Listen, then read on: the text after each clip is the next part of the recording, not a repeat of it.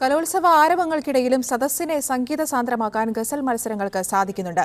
ഗസലിൽ A grade നേടിയ ഒരു പ്രകടനം കാണാം. കണ്ണൂർ കൂത്തുപറമ്പ് സ്കൂളിലെ ദേവിക സന്തോഷ് എന്ന വിദ്യാർത്ഥിയാണ് ഇപ്പോൾ നമ്മളോടുള്ളത്. ഇത് കൂടുതൽ സംസാരിക്കേണ്ട ഒരു വിഷയമല്ല. ഗസൽ ഗായികയാണ്. ഇപ്പോൾ 10ാം ക്ലാസ് വിദ്യാർത്ഥിനിയാണ്. ഗസൽ ഗായികയാണ്. ഹൈസ്കൂൾ പെൺകുട്ടികളുടെ ഗസൽ വിഭാഗത്തിൽ ഗ്രേഡ് സ്വന്തമാക്കിയിരിക്കുന്ന വിദ്യാർത്ഥിയാണ്. കൂടുതൽ വിശേഷങ്ങൾ നമുക്ക് ചോദിച്ചറിയാം. എവിടെ നിന്നാണ് വരുന്നത്, എന്താണ് പേര്, ഏതാണ് ഗസൽ ഇവിടെ ആലപിക്കാൻ പോകുന്നത്, ഏതാണ് ആലപിച്ചത്? ഞാൻ കണ്ണൂരിൽ നിന്നാണ് വരുന്നത്. എൻ്റെ പേര് ദേവിക. ഞാൻ മിർസ ഗാലിബിൻ്റെ ദായം പട എന്നിട്ടുള്ള ഗസലാണ്, ദേശരാഗത്തിലെ ഗസലാണ് പാടിയത്. ദായം പടാ ഹുവാ, ദായം പടാ ഹുവാ, तेरे दर पर नहीं हूँ मैं, खाका ऐसी जिंदगी पे, खाका ऐसी जिंदगी पे के पत्थर नहीं हूँ मैं, दायम पड़ा हुआ. ഈ ഹിന്ദുസ്ഥാനി പഠിക്കുന്നുണ്ടോ? ചെറുപ്പം തൊട്ട് പഠിച്ചു തുടങ്ങിയതാണോ? ഹിന്ദുസ്ഥാനി ഞാനിപ്പോൾ 5 വർഷമായിട്ട് പഠിക്കുന്നുണ്ട്.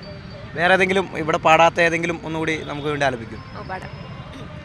वो जो हम में तुम में करार था, तुम्हें याद हो के ना याद हो, वही निवादा निभाह का, तुम्हें याद हो के ना याद हो, वो जो हम में तुम में करार था.